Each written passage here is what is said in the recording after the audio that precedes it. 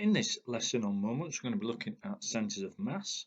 Very briefly, a centre of mass, if you imagine an object is made up of lots of atoms and bits of mass sort of stuck together, and each of those masses will have a weight, and a centre of mass is basically a point on the object that all those little masses are equivalent to acting through. So basically, all the forces of weight that act on an object in its makeup can be all summed up by acting as one single mass through a particular point, and that point is called the centre of mass. Now there's probably a longer explanation of that with more detail in the video centre of mass, but this is a moments video, so I'll leave it at that for now. If a rod is uniform, it's easy. It's assumed the mass is equally distributed along the rod, so that the centre of mass is positioned halfway along the length of the rod. If a rod is non-uniform, we don't assume that.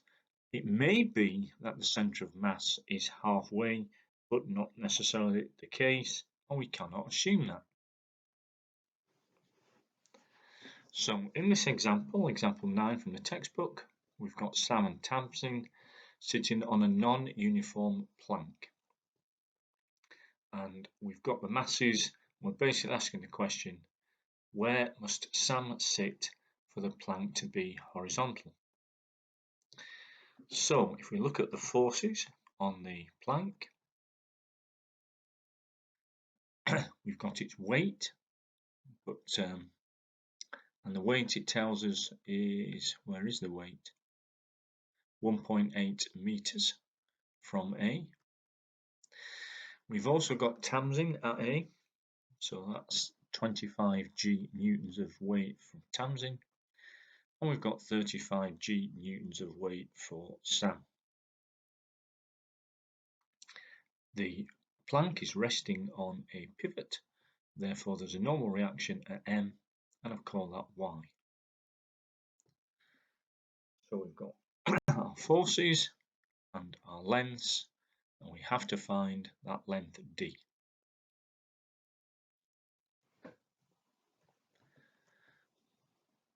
As you will have seen in previous videos, equilibrium means if we take moments about any point, we get 0 moment. So we're going to take moments about the point M. We've got a clockwise moment provided by the 35 G Newton force of Sam. So that's 35 G times D. And then an anti-clockwise moment, we have two forces producing an anti-clockwise moment, 25 G times 0.2, and then also in addition to that 25 G times by 2 meters, and that's 55 G Newton meters. In equilibrium, the clockwise moment equals the anti-clockwise moment, so those two things are equal to each other, and we divide by G and then divide by 35, and we find that D is 1.57 meters to 3 significant figures.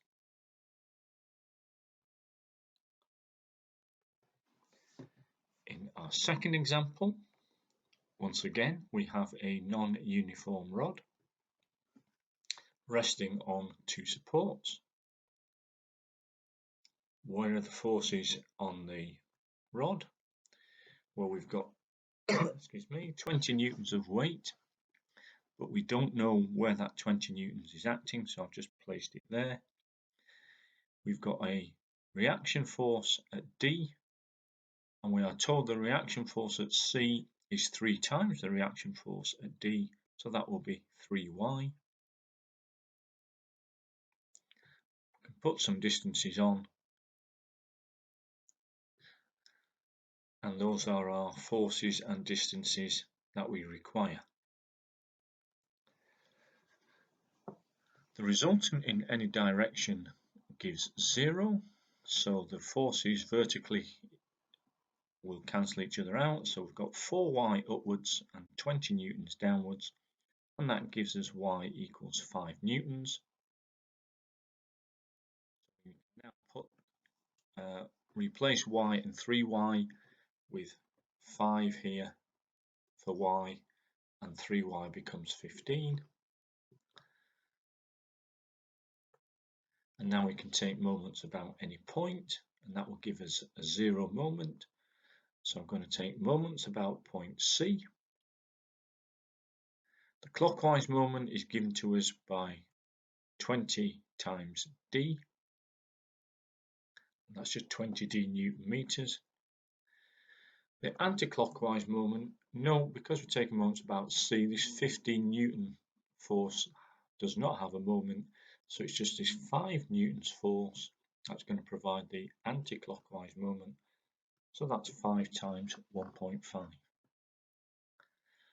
In equilibrium, those two quantities will be equal to each other, and that gives us a value of d of 0.375 meters. So the distance of d from A, which was the original question, is 1.38 meters. So if you head to exercise 4D, have a go at questions 1 to 7, all to do with finding the centre of mass.